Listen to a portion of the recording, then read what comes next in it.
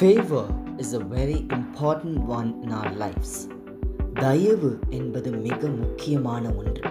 யாத்ராகமம் 3:21 Exodus 3:21 God says, அப்பொழுது இந்த ஜனங்களுக்கு எகிப்தியரின் கண்களில் தயவு கிடைக்க பண்ணுவேன், நீங்கள் போகும்போது வெறுமையாய் போவதில்லை.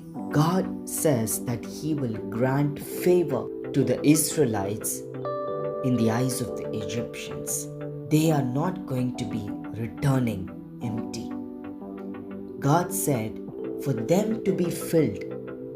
இஸ்ரவேலர்கள் நிரப்பப்படுவதற்கு, நிறைவான ஆசீர்வாதத்தை பெற்றுக்கொள்வதற்கு எகிப்தியரின் கண்களில் தயவு கிடைக்க பண்ணுவேன் ஆண்டவர் சொல்றார். இன்றைக்கு உங்களுடைய வாழ்க்கையில என்னென்ன காரியங்கள் தடைப்பட்டு கொண்டிருக்கிறதோ கர்த்தர் உங்களுக்கும் உங்க குடும்பத்துக்கும் தயவு கிடைக்க பண்ணுவார். உங்களுடைய சந்ததிகளுக்கு தயவு கிடைக்க பண்ணுவார். He will give favor in the eyes of the authorities. சங்கீதம் 145:9 வாசிக்கிறோம், கர்த்தர் எல்லார் மேலும் தயவுள்ளவர். God is rich in mercy. He is favorable unto you.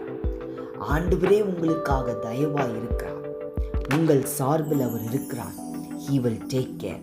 As he is with you, all the favor in the whole world is upon you. உலகத்தில் இருக்க எல்லா தயவும் உங்களுக்கு கிடைக்கிறது. God is with you. Let's pray. Father God, thank you for your favor. உம்முடைய தயவிற்காய் நன்றி. பல வேளைகளிலே சோர்ந்து போகிற நேரங்களிலே கர்த்தாவே உம்முடைய தயவுனால் நீர் எங்களை தேற்றுகிறீர். உமக்கு நன்றி. நீர் எங்களோடு இருக்கிறீர். உம்முடைய தயவு எங்களுக்கு போதும். உமக்கு நன்றி அப்பா. உம்முடைய தயவு நடக்காத காரியங்களை செய்து முடிக்கட்டும். In Jesus' name, Amen.